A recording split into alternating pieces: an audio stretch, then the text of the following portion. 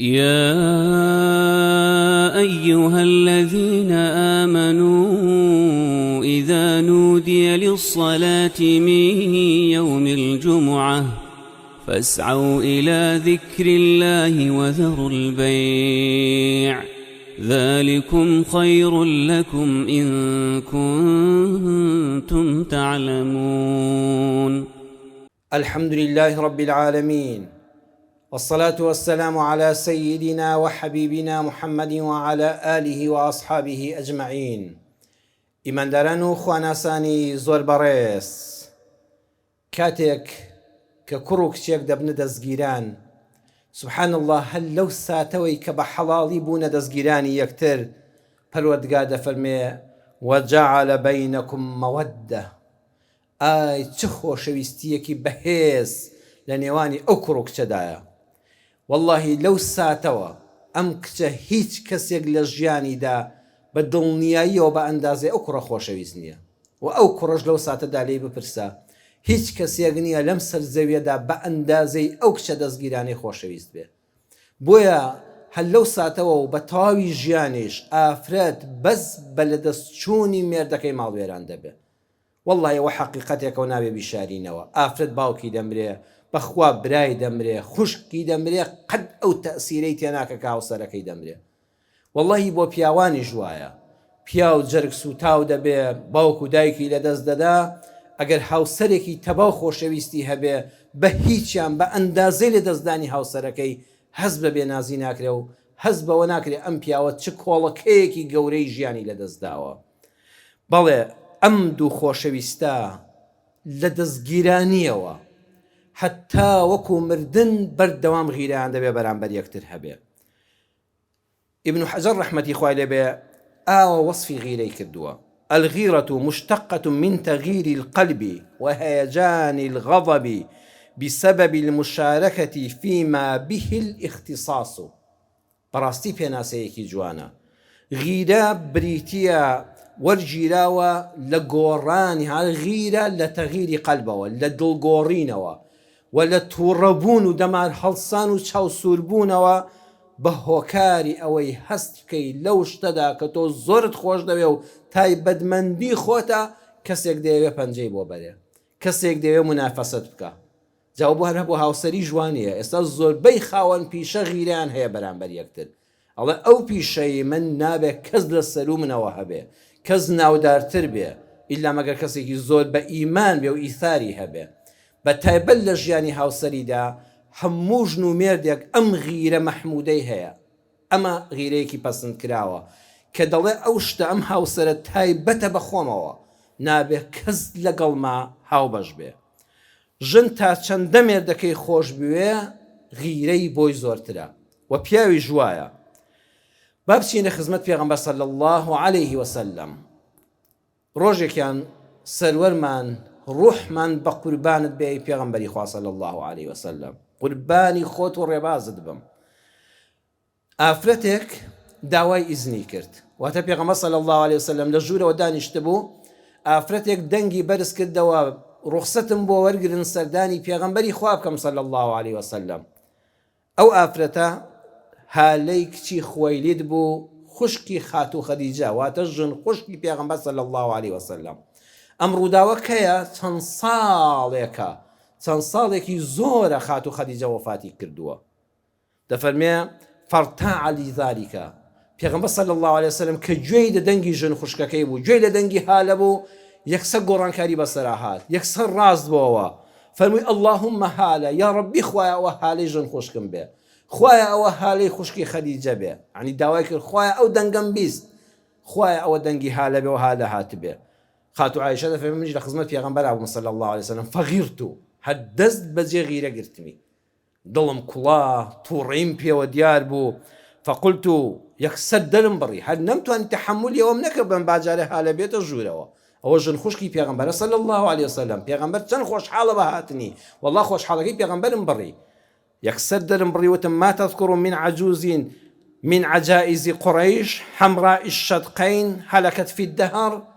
بە تووڕەی وەسەی عیبارەتەکان بخوێن و تووڕەیەکی زۆریان پێوە دیارە. ئەمە ئەم پیرێژنە نەبڕایەوە، پیرێژنەیەکی ددان هەڵوەری و لە پیریان حەمڕای شەتقەین لالێ و هەڵقرتراو هەلەکەت فی دەهری چەند ساڵە لە ژێر خاکایە ئەمە نەبڕایەوە ئەمە هەر باسی خۆی بوو ئێستا ژن خوشکەکەشت هاتە سەری ئێستا باسی هالەش ئەوەندە خۆشحاڵی ئەم پیرەژنێ تەواو نەبوو قد أبدلك الله خيرا منها أي پیغمبری خوا صلى الله عليه وسلم خوا زۆر لە خەدیجە باشتری پێبەخشیوی دەفەرمێ پێغەمبەر صلى الله عليه وسلم دادی قەت بدەن ئەمە لە کەس قبول ناکرێ بەخوا لە هیچ ئیماندارێکی ئومەتی محەممەد صلى الله عليه وسلم قبول ناکرێ بەدایکی هەموو ئیماندارانی ئومەت بڵێ ددان ڕزیوی پیرێژن لە هیچ کەس قبول ناکرێ بەڵام ئەمە خێزانی پێغەمبەر صلى الله عليه وسلم بۆ خۆشی دەڵێ غیرت و والله غیرە گرتمی بەدەست خۆم نەبوو دەرم بڕی بەم وشانە بەڵام پێغەمبەر صلى الله عليه وسلم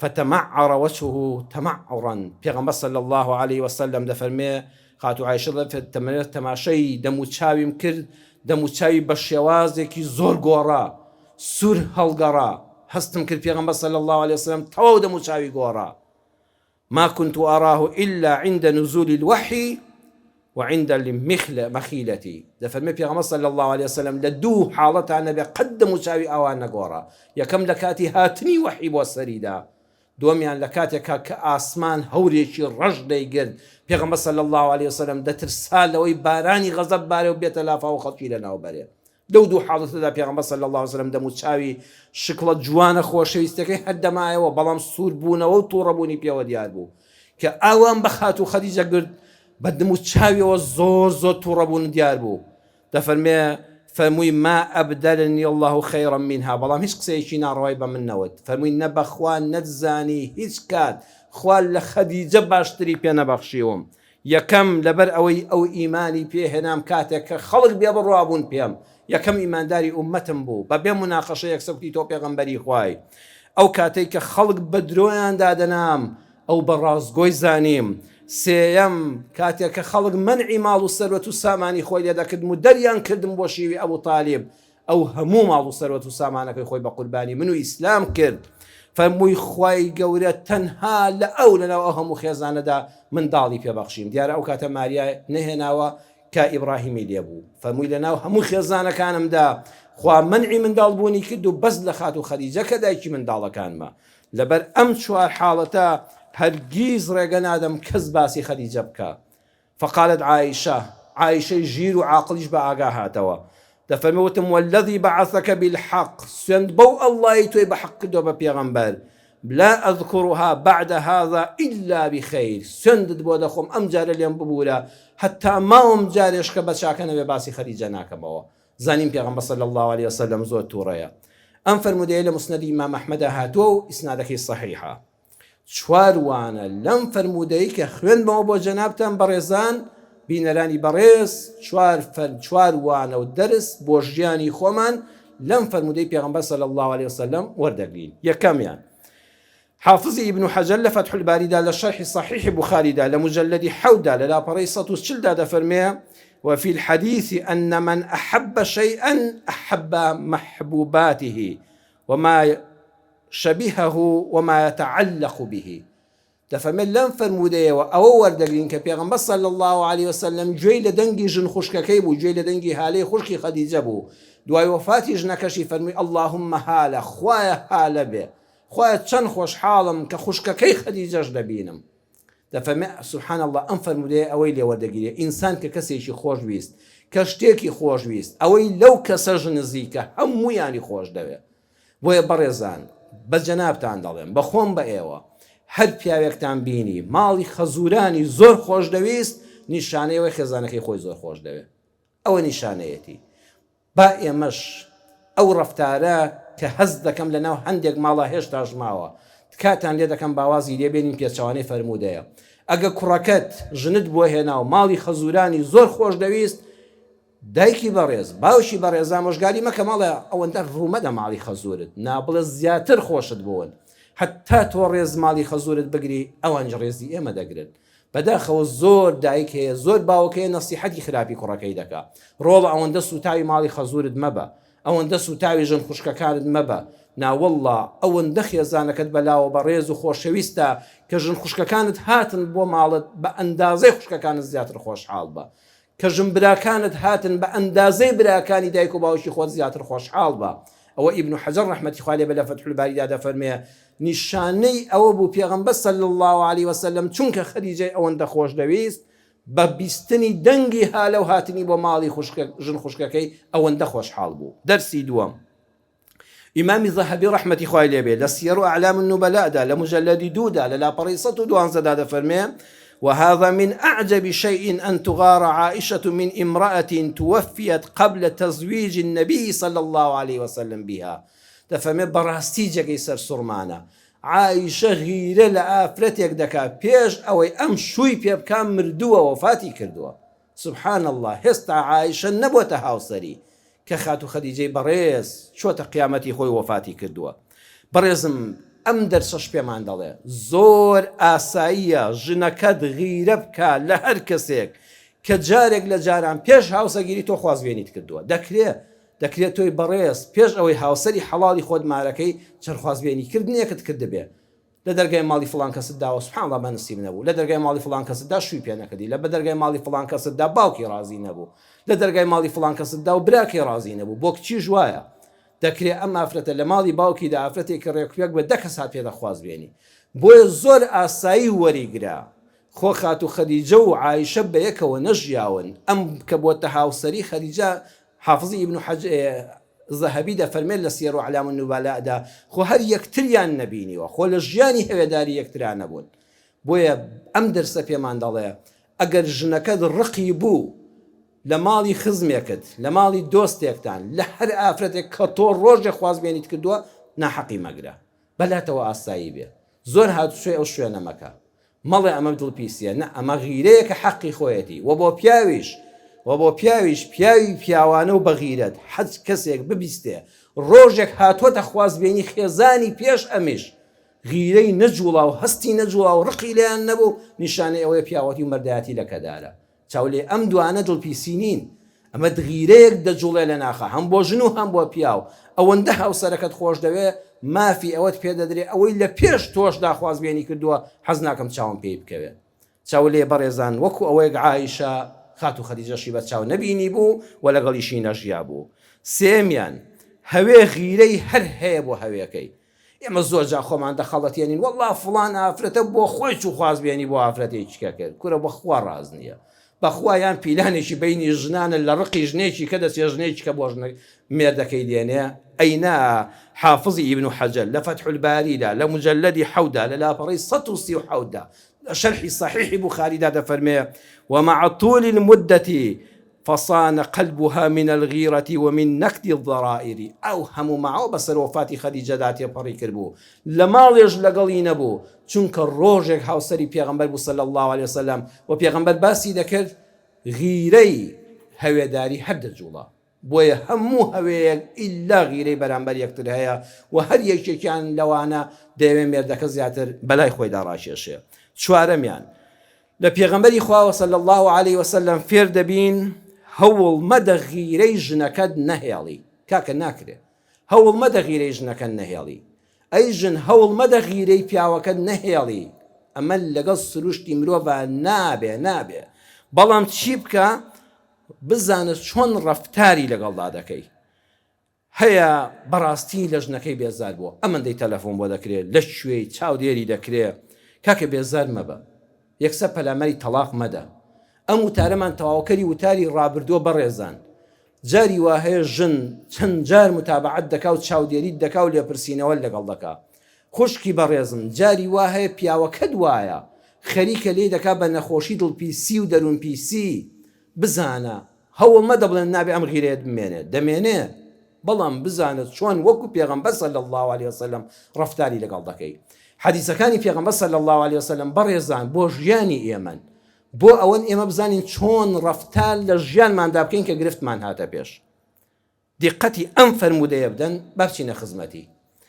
خاتو عایشە دەفەرمێ پێغەمبەر صلی الله عليه وسلم شەوێکیان درەنگ هاتەوە بۆ ماڵەوە سەری سروشتی ژناکەم بەڕێزان دەفەرمێ خۆم لە خەو خست بەتانیەکەم بەسەری خۆم دادا خەویشم لێ نەکەوت بوو چاوم لەسەر یەک ناو پرخەم لە خۆم هێنا و خۆم لە خەو خست. دەفەرمێ پێغەمبەر صلی الله عليه وسلم حال لە تەنیشمەوە ڕاکشا بەڵام کە هەستی کرد خەوتوم و پرخەیەکم لێ دێ خەبەری نەکردمەوە.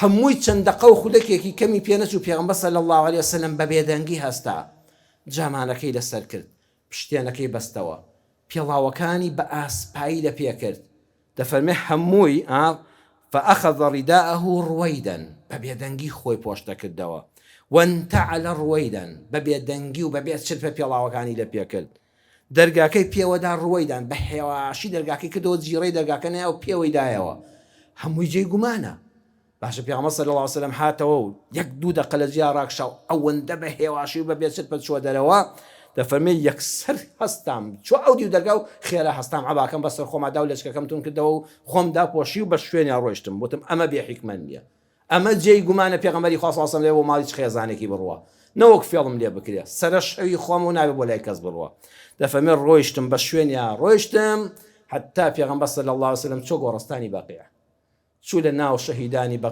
گۆڕستانی بەقیع ئەو هەموو سەحابە پایە بەرزە ئەو هەموو خۆشەویست و ئازیزە سێ جار دەستەکانی بەرز کردەوە بۆ لای خوا دوعای خێری بۆ کردن ئەمجا دەفەرمێ ثم انحرف پێغەمبەر صلی الله عليه وسلم سوڕایەوە بەرەو لای من فانحرفت و خێرا منیش سوڕامەوە فأسرع پێغەمبەر پێی لێ هەڵگرت و بە سەریعی دەڕۆی فأسرعت و خێرا منیش بە پەلە ڕۆیشتم فهەروەڵە پێغەمبەر صلی الله عليه وسلم بە هەروەڵە ڕۆیشت یعنی مەیلە و بە گورگەلۆقە بەڕاکردن بەخوا من زیاتر تینم تێکرد بۆی خێرا پێش ئەو بگەمەوە ماڵەوە نزیک ماڵ بۆوانێ و من خۆم بە ناو جێگاکەدا کرد دەفەرمێ پێغەمبەر صلی الله عليه وسلم هاتە تەنیشتمەوە سنگە کوتەیەکمە هەنا سەبڕکێ فەرمووی مالك يا عائش و حەش یا رابیە دیقەتی فەرموودە بدەن بەڕێزان کە حەدیثتان خوێندە و وشە بۆ وشە لەسەری بوەستن نەی فەرموو مالك يا عائشە فەرمووی مالك يا عائش لێرەش هەر سۆزی ڕادەگرێ ناوی کورتکراوەی عائشە عائشە عائش نەی فەرموو عائشەت ئەی سوورە گیان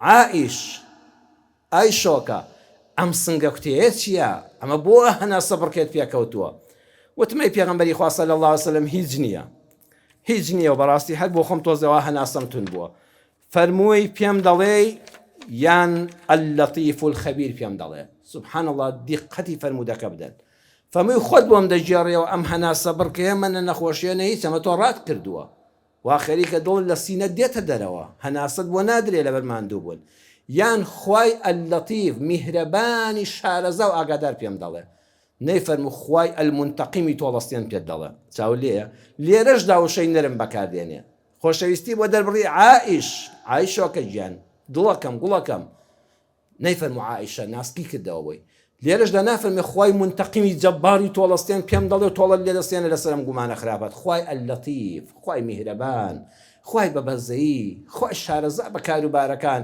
من چۆن دڵم دێفێڵ لە تۆ بکەم خوا ئاگای لێمە ئەم دوو ناوەی بۆ بەکارهێنا دەفەرمێت ناچار بووم والله بۆم جێڕایوتم ئەی پێغەمبەری خوا صلی الله عليه وسلم حاڵ و مەسەلەکەی ئاوا بوو فلحدني في صدري لحدة أوجعتني دەفەرمێت پێغەمبەر صلی الله عليه وسلم یەک کۆڵە مستەی لەسەر دڵمدا ئاوە باوەڕتان بێت دەفەرمێت ناو سنگم هێشە پێغەمبەر صلی الله عليه وسلم دڵی بە ئاگای هێنایەوە عائش ئەمە خراپە ئەم ڕەفتارە لەسەری ببڕوە ئەم دڵت تووشی نەخۆشی دڵپیسی دەبێ ها کابرایە کە خەریکە دەمرێ کەسێ دەمرێ دکتۆر کارەباکەی لێدا ئەوەندە دڵی بەرز دەکات ئاوا لێدام ئەو جعتنی هەندێک جا دەبێت دڵەکان بە ئاگا بێەوە عائش خەمی تۆمە ئەمە تووشی دڵپیسی دەکا کە تووشی نەخۆشی دڵپیسی بووی بە خراپ لە کۆڵت دەبێتەوە ئەمجا پێغەمبەر صلی الله عليه وسلم بەڕێزان دیقەت بدەن نەچوو پشتی تێ بکە نەچوو بیکا بە ئاژاوی ناوماڵ نەچوو بەتانێکی بێنە لەولاوە بۆ خۆی لە ژوورێکی کە ڕابکشێ بڕاست پشتی تێکا بڵە بڕۆ لەگەڵ مامەخەوە من پیاوی ئەوەم من پێغەمبەری خوام دەستچم فێڵ لە تۆ بکەم خوای ڕێگەی ئەوەم دەدا من فێڵ لە هاوسەرەکەم بکەم چەند ساڵە من و تۆ بەیەکەوە این پیاوی خۆن ناناسی هەی دڵ پیس چاولێ خۆ دەکرا بەخوا دەکرا پیاوی وا هەبووە لەسەر ئەم ڕەفتارانەش نەکەی تەڵاق داوە وتوێتی بە شوێنم کەوتۆ متابعی کردوم و دوای بۆم ئاشکرا بووە کامیرە بە کامێرە لێداوەتەوە داخۆم بۆ گوێچم پێم قبوڵ ناکرێ ئەو سەردەمە کامیرە هەبووە خاتو عایشەش دەیکرد بەڵام ئەوەندەی دەسەڵات بووە دەفەرمی پێغەمبەر صلی الله عليه وسلم ڕووی لێوە نەچەرخاندم جێگەی لێ جیا نەکردمەوە لێم تووڕە نەبوو بۆی ڕوون کردمەوە فەمووی دانیشە و گوێ بگرە با دڵت بە ئاگا بێتەوە ئەظننتی ئەن یحیف الله عليك ورسوله تخوا تۆ عایشە ئەم هەز جوڵاندنە تخوا تۆ عایشە قەت دڵت بڕوا دەدا قەت ڕەئی دوایە خودا و پێغەمبەرەکەی فێڵ لە تۆ بکەن قەت ڕەئی دوایە خودای میهرەبان ڕێگا دەدا پێغەمبەرەکەی کە هاوسەری تۆ یەشتی وا لەگەڵا بکە بڕوا بە لای هاوسەرێکی تری لە فەرمی بیرم کردەوە نەبەخوا قەت خوای میهرەبان ڕێگەی ئەوە نادا. ئەمجا فەرمووی با بۆش دڕون بکەمەوە. ئەوە جوبریل بوو. جوبریل هات بە شوێنمدا لەو دی و دەرگاکەوە لەبەر تۆ نەهاتە ژوورەوە، لەبەرەوەی تۆ ڕاکشاوی لەناو جێگاکەدا بووی. جوبریل لەبەر حرمەتی تۆ ژن و مێردایەتیمان نەهاتە ژوورەوە. بانگی کردم من گوێم لێ و تۆ گوێ لێ نییە. بانگی کردم فەکەریهت ئەن ئوقیدەکی، ها برایان خۆشەویستی بۆ خێزانت دەرببڕا. فەرمووی وەڵڵی عایشە ئەوەندەم تۆ خۆش دەوێت بەخوا دڵم نەهات خەبەرت بکەمەوە. تۆ پرخە لە خۆت هێنابوو ئەمزانی خەوت توی چوزانم خۆل لە خەو خستووە، ئەوەش مەگریژنانە. فەکەریهت ئەن ئوقیدەکی وەخەشیت ئەن تەستەوحشی، وەڵڵی ترسام بترسی خەبەرت کەمەوە بڵێ بەم شەوە دەڕۆم، تۆ یەکسەد وڵڕاوکێت توش ببێ، بڵێ پێغەمبەر تووشی شتێک نەبێ. وتم ناخۆی بێدەنگ خەوتووە، بۆیە ئەوەندە بەهێمنی جلەکانم لەبەر کرد، ئەوەندە بەهێمنی پێڵاوەکانم لە پێکرد، ئەوەندە بە بێسچر پە دەرگاکەم پێوەدا، بەخوا مەبەستم تۆ بوو. فەکەریهت ئەن ئوقیدەکی، بەخوا مەبەستم ئەوە بووکەوە پێم ناخۆش بوو تۆ لە خەوکەم، تۆ ئازاردەم، تۆ بترسێنم. بەڵێ بەڕێزان ئەگە خێزانەکە تووشی حاڵەتێکی وا بوو، ئەی ژنی بەڕێز ئەگە پیاوەکە تووشی حاڵەتێکی وا بوو متابعی دەکردی، تووڕە مەبە، جێگەی لێ جیا مەکەوە، تەلەفۆن بۆ ماڵی باوکت مەکە، بۆ خەڵکی باز مەکە، بۆی ڕوونکەوە بڵێ حاڵەتەکەم ئاوا بوو، بۆی بژێڕەوە. ئەمجا دەفەرمێ پێغەمبەر صلی الله علیه و سلم بۆی باس کرد، نەیفەرموو ئەمجا ئەوە پەیوەندی بە تۆ نییە، جوبریل بۆچی بان کردوم؟ من پێغەمبەری خوام، جوبریل وحی ئاسمان دێنێ، فەرمان لە پەروەردگارەوە دێنێ. دەیکرا بڵێ ئەمە ئیشی تۆ نییە، تۆ خۆل لە کاری پیاوان هەڵمەخورتێنە، ئیشی تایبەتمەندی خۆمان. نە، پێغەمبەر صلی الله علیه و سلم من و تۆشی فێر کرد، کارەکەشی بۆ ڕوونکەوە کە پێویستیشی نەدەکرد. ئەی عایشە ئەزانی بۆچی بانگی کردم؟ نەوەڵڵی ئەی پێغەمبەری خوا صلی الله علیه و سلم فەرمووی بانگی کردم، فەرمووی پەروەردگارت فەرمانت پێ دەکا بڕۆ بۆ لای گۆڕستانی بەقیع و دوعای خێر بۆ هاوڵانت بکە، بڕۆ بیری ئەو هاوڵانت بکە کە هەندێکیان شەهید کراون، هەندێکیان بە نەخۆشی مردوون، هەندێکیان هەر لە ساغی جەڵدە لێدان و مردن. هاوڵانت لەبیر مەکە، ئەبێ سەرکردە بەردەوام جاری وا لە شەوی تاریکە جارجا بڕوا بۆ لای گۆڕستان ئەو هەموو عەزیز و خۆشەویستەی کە بە ڕوح لەگەڵ تۆدا بوون. ئەم بێوەفایانەی ئێمە لە کوردستانە نەک شەهیدەکانیشیان لەبیر نییە، هەر ماڵ و منداڵیشیان لەبیر نییە، هەر ناشیان ناسن، هەر لە جەژنا لە مناسبەتێکە لە هیچ شوێنێکە هەر نازانن ئەو هاوڕێیانیان کە دوێنێ لەگەڵیان شەهید بوون بەداخەوە. ئەوە هەمووی بەرهەمی لادانە لە ڕێبازی پێغەمبەر صلی الله علیه وسلم. خوا ئەمر بە خۆشەویستەکەی دەکا هەستە بەو تاریکە بڕۆ سێ جار دەست بەدەستکەوە بۆ لای خۆی پەروەردگار و دوعا بۆ ئەو هاوڵانت، بۆ ئەو خۆشەویستانت کە بە ڕوح و بە ماڵ لەگەڵ تابوون، بڕۆ سەردانی گۆڕەکەیان بکە. ئالێرەدا تەماشاکە بەڕێزان کاتێک خاتو عایشە ئەم هەموو لوتف و میهرەبانی پێغەمبەر صلی الله علیه وسلم دەبینێ، ئەم غیرەیە ئەم ئاگرە هەبوو، پشکۆکە هەبوو. پێغەمبەر صلی الله علیه وسلم نەچوو بەنزینی پێداکە، باوەڕتیان ماڵەکەی لە ناو دەبرد، بەخوا زۆر جار لەوەچێ لە شەوێکی ئاوادا ماڵ گاتە تەڵاق. پێغەمبەر صلی الله علیه وسلم بە حکمت و میهرەبانی خۆی هێواری کردەوە. عایشە دڵی قەناعەتی کرد کە پێغەمبەر صلی الله علیه وسلم ئەم هەموو ڕوونکردنەوە جوانەیدایە لە پێناوی دڵی ئەودا. ئالەو حاڵەتاندا بەڕێزان فەرمووی وتم كيف أقول لهم يا رسول الله صلى الله عليه وسلم، أي پێغەمبەری خوا ئەگەر من چوم سەردانی گۆڕستانم کرد ئەی من چی بڵێم؟ چاولێ عایشە گۆڕا، دەنگی گۆڕا، فکری گۆڕا. ئێستا بابەتی دڵپیسی نییە، ئێستا غیرەی خۆشەویستی بوو بە ڕەحمەت. ئەی پێغەمبەری خوا صلی الله علیه وسلم ئەگەر من ڕۆژە سەردانی گۆڕستانم کرد چی بڵێم؟ وەڵڵی ئەو غیرەیە نەبوویە من و تۆ ئەم دوعا جوانە فێر نەدەبووین ئێستا لە ئومەتی، بەرهەمی ئەم غیرە جوانە ئەم ڕەحمەتە تووشی ئومەت بوو. پێغەمبەر صلی الله علیه وسلم نەیفەرموو دوعای چی؟ تۆ تا کاری خۆت کردێتەوە فێری دوعای خێرت کەم؟ نە، مادام داوای خێر دەکەی ئەبێ فێری خێرت کەم. ئەو بابەتەمان الحەمدولله بە خۆشەویستی لە ماڵەکەیا کۆتایی پێهات. فەرمووی عایشە قولی هەر وەختێک چوویە سەر گۆڕستان یەکسەر مەڵێ الفاتحە، سەلام بکە و بڵێ السلام عەلەیکە یا ئەهلە الدیار، سڵاوی خوا لێبێ ئەهلی گۆڕستان، من المؤمنین والمسلمین، لە ئیمانداران و لە مسلمانان، ويرحم الله المستقدمين منا والمستاخرين. يا ربي خوا بەزەیی هەبێ لەگەڵ ئەوانەماندا کە لە پێش ئێمەدا ڕۆیشتن، ئەوانش کە لەمەوە دوادێن بۆ ئەم گۆڕستان و ماڵی حەقا. وإنا إن شاء الله بكم للاحقون، إن شاء الله ئێمەش بە ئیمانەوە بەویستی خوا بە ئێوەی ئیماندار دەگەین. فەرمووی ئەم دوعایە بکە، ئەم دوعایە بکە. ئەمە لە صحیحی مسلمە بەڕێزان فەرموودەکە هاتووە. جادی قەت بدەن لەم غیرە و کێشەوە ئێمە ئەم دوعایە فێر بووین. بەڵام هەیە لەسەر ئەم حاڵەتانە کە بەڕێزان ئاوا پیاوەکە ژنەکەی متابعی کردووە وەڵڵاهی گەیشتۆتە تەلاق.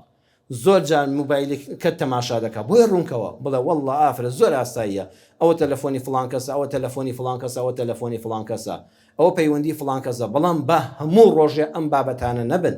ئەمە ئەگە دووبارە بۆەوە نیشانەوەی ئەم ژنەیان ئەم پیاوە دڵی پیسە، ئەمە لە غیرە دەرچووە.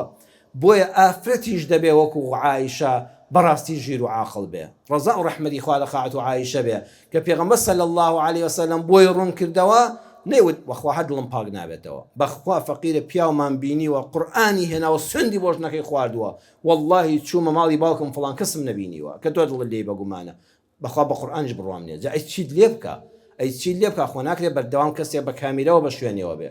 ئەبێ ئافرەتی ژیری موسڵمانی خۆشەویستی خات و عایشەش ئەوەی بەڕێبازی خات و عایشەدا دەڕوا کە ئیمانداری ئومەتی محەممەدی خوشکەکەم صلی الله عليه وسلم بەڕێزم تۆش وەکو خات و عایشە دڵپاک بە کە هاوسرت ئاوا ڕێزی لە غیرەکەت گرت تۆش ئاوا بە دڵپاچی بجوڵێەوە.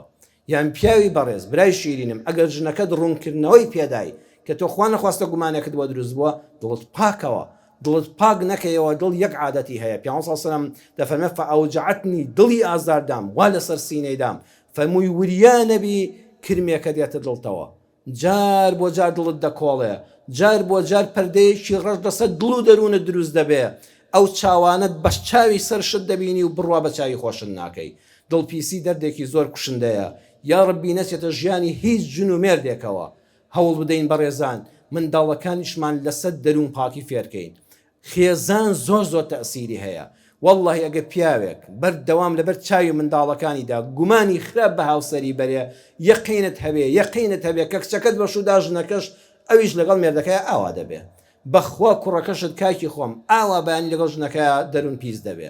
بەڵام ئەگەر ئێمە هەمومان ئێمە لەگەڵ هاوسەرەکانماندا متمانەمان بە یەکتر هەبوو، والله خوشکی بەڕێزم بەس لەبەر خاتی منداڵەکانت معقول نییە تۆ مێردی خۆن نەناسی، معقول نییە متمانەت پێی نەبێت، تەنانەت ئەگەر لێپرسینەوەیەکی شەبوو مەهێڵن لەبەر چاوی منداڵەکانتاندا ئەم کێشەیە ڕووبدا، چونکە ئەم منداڵانە لە ئێوە ئەگەر ئێوە خاوەنی متمانە بن بە یەکتر، سیقە و متمانەتان ئەوەندە بە یەکتر بوو کاتێک کەوا کوڕێک بە هەموو عمری خۆی نەبینیەوە باوکی سەیدی جانتای خێزانیکە، بە هەموو عمری خۆی کوڕێک چاوی لێ نەبووە باوکی سەیدی جان تاکەی دایکی کە واللهی ئەمیش کە ژنی هێنا لە هەموو عمریان نایبینی سەیدی جانتای خێزانیکە. بەڵام کاتێک کە باوکێک دەڵێ ژن متمانەی نییە لەبەر چاوی کوڕەکەی، غیرە دڵپیسی نەک غیرە دڵپیسی لە دایکی منداڵەکان دەکا، بەو خوایە ئەو کوڕەش ببینی لە ماڵەکەی خوا دڵپیسی دەکا. کاتێک کە دایکێک بەداخەوە زۆر دایک ژیانی خۆی سووتاند، هەموو عمری خۆی چاودێری مێردەکەی بوو، نەیهێژ نانێکی ڕەحەت لەو ماڵەدا بخورێ، با بە تۆ تەواو بووی، تۆ لە ناو چووی، بەڵام دەزانی کێشت لەگەڵ خۆتا فەوتان ئەو کچە پاکە کە وەکو پەڕی سپی وایە شوو دەکا بە کوڕێک ئەو پەڕی خۆشەویستی یەکەن، ئەم کوڕە هەرچی عیب بێنیەتی واللهی کچەکەت بە تەلاق دراوی دێتەوە بۆ ماڵەوە دایکی بەڕێز ئەزانی بۆ چونکە تۆ فێرت کرد، فێری ئەوەت کرد کە هیچ پیاوجەکەی متمانە نییە، کە چۆ ماڵی هاوسەرەکەی وا ئەزانێ هەمان تەمسیلی باوک و دایکی دەبێت لەو ماڵە بکرێتەوە. بۆیە زۆر جار زۆر کەس دەبێتە قوربانی دایک و باوکی، دایک و باوک زۆر گرنگە دڵمان پاک بێ بەرامبەر یەکتر. ئەگە دڵی بژن و مێرد لەگەڵ یەکا دڵپیسی نەبوو غیرە هەبوو، ئەم غیرەیە زۆر جوانە. ئەزانی چەند جوانە کاتێک کە لەبەر چاوی مناڵەکانە ژنێک غیرەیەکی نەرمی وەکو خوێی کێشتەکەی جمعەی ڕابردوو بۆم باسکردن وەکو خوێی کێشتەکە ئەم کوڕ و کچانە سەیری دەکەن باوک و دایکیان چەنە یەکتریان خوش دەوێ، وا کوڕ و کچ گەورە بوون عازب بوون تەمەنی هاوسەرگیریە، ئەم ژن و مێردە پیرەمێردە هێشتا چەند مەحەبەتیان بۆ یەکتر هەیە، واللهی فێری خۆشەویستی دەبن کە شویان کرد ژیانیان خۆشەویستی لێ دەبارێ. بەڵام ئەگەر خوا نەخواستە لە دڵپیسیدا گەورە بوون هەمان وێنەی تۆ لە ماڵەکەی خوا دووبارە دەکاتەوە. کەسێک لە بنەماڵێکی پاکە کوڕێک پەروەردە بووە، ئەم کچە لە ماڵەوە دایکی وێران بووە، هەمان وێنەکان دەگوازێتەوە. بۆیە ئاگامان لێبێ، هەوڵ بدە کە هاوسەرگیریشت کرد، دیقەت بدە چاوردکەوە بزانە ئەم ماڵانە غیرەی مەحمودیان هەیە، غیرەی پەسەندیان هەیە، یان غیرەی دڵپیسیان هەیە. کز مەدە بە دڵپیس، بەخوا کچەکەت دەفەوتێ، کز مەدە بە دڵپیس. هەروەها کوڕەکەشت هەوڵ بدە لە ماڵێکە ژن نەخوازێ ئەوەندەی کە بۆت گونجاو چاوت وەرکردەوە و قسە و باسی ڕەوا نەک بوختانت بیستەوە کە ئەم ماڵە دڵپیسن. بابەتی غیرە و دڵپیسی کە وتمان دڵپیسی سوتێنەری ژیانی مرۆڤە، هیچ نەخۆشیەک ناگاتە نەخۆشی دڵپیسی نێوان هاوسەران کە نەخۆیان هەموو بنەماڵەکە لە ناو خۆشەویستان لە یەک دەکا. وەڵڵای تووشی بوختان دەبی، بەخوا تووشی بغیبەت دەبی، تووشی گومانی خراپ دەبی، گومان بە کەسێک دەبی کە ئەسڵەن فەقیرە ئاگای لە هیچ نییە. ئینە بەعض الظەنی ئیثم، ئای ژنی وا هەیە بەتەن گوناهی کۆ کردوێتەوە، ئەوەندە گومانی خراپی بەم پیاوە بەسە زمانە بردووە. بەخوا پیاوی وایە 100 حەج و عومرە بکە باوەڕ ناکەم خوای گەورە پاکی کاتەوە. ئەو ژنە بەسە زمانە پاکەی کوشت بە دڵپیسی، ئەوەندە گومانی خراپی پێبرد. ئەوانە هەمووی تاوانن لەسرت، ئەچێتە قاڵبی گوناهە گەورەکانەوە. بە ئاگامان لە قەبر و قیامەتی خۆمان بێ. توخوا هەمومان یەکتر بەجێ دێڵین، ژن بەجێ دێڵێ، تۆش نەکەت بەجێ دێڵی پێش یەکتر دەمری. چەند جوانە دوای مردن خەفەت نەخۆین. ئەو کاتە شەیتان و نەفس پێت دەڵێ ئەو هەموو ساڵە عەزابی ئەو ژنە داماوەتدا، چاو لێ چەند بە پاکی مرد. بەخۆ ژنی وا هەیە کە مێردەکەی مردووە، ئێستا کاڵک باژنۆی دەشکێنێ، ئێستا غەمبارە، ئەڵە خۆزگە لە ژیانە متمانی تەواوم پێی هەوویایە. بەخوا ئەو پیاوەی من زۆر بە پاکی ژیا، بەداخەوە من قەدرم نەگرت. بە قەدری یەکتر بگرین ئەزیزانم، تا لە ژیاندای متمانەمان بە یەکتر هەبێ، بۆی لە بەهەشتەکەی خوای گەورەشدا جارێشکە لەگەڵ هاوسەرەکان و منداڵەکان و خۆشەویستانماندا بە یەک شاد ببینەوە. یا ڕەبی خوای پەروەردگار بە گەورەی و ڕەحمەتی خۆت هەمومان بە بەهەشت شادکەی. یا ڕەبی خوا چۆن لە دنیادا سفرەی خێزانیمان ڕاخراوە بە دەوری یەکەوەین، یا ڕەبی خوا لە بەهەشتیشە ئەوا بە دەوری یەکەوە بین. یا ڕەبی خوا لەگەڵ هاوسەرمان، دایک و باوکمان، منداڵمان، کوڕ و کچمان هەمومان لە باشتی خوا یەکتری ببینینەوە.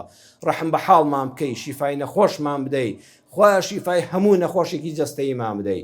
یا ڕەبی خوایە ئەوانەی تووشی نەخۆشی دڵپیسی بوون، تووشی گومانی خراپ بوون بە تایبەت بەرامبەر بە هاوسەر، یا ڕەبی خوایە لەو بەڵا گەورە ڕزگاریان کەی، دڵ و دەرونیان پاکەیتەوە. ئەو خێزانانەی ئەو ژن و مێردانەی ژیانیان پڕە لە خۆشەویستی، ژیانیان پڕە لە متمانە، یا ڕەبی خوایە بیان پارێزی، لە چاوی بیست بیان پارێزی، یا ڕەبی خوایە لە قسەی ناحەز بیان پارێزی. خێزانەکانمان بەختەوەرکەی، کۆمەڵگاکەمان بەختەوەرکەی، کوردستانەکەمان ئارامکەی، بەرەکەتی ئەرز و ئاسمانمان بەسەرا بارێنی، کەم و کوڕیەکانمان بۆ پڕکەیتەوە یا ئەڵڵا، لەبەر چاوی یەکترا خۆشەویست و تەواو برامانکەی، ڕەحم بە حاڵی هەموو لایەکمان بکەی. آمین آمین والحمد لله رب العالمين. يا أيها الذين آمنوا إذا نودي للصلاة من يوم الجمعة فاسعوا إلى ذكر الله وذروا البيع ذلكم خير لكم إن كنتم تعلمون.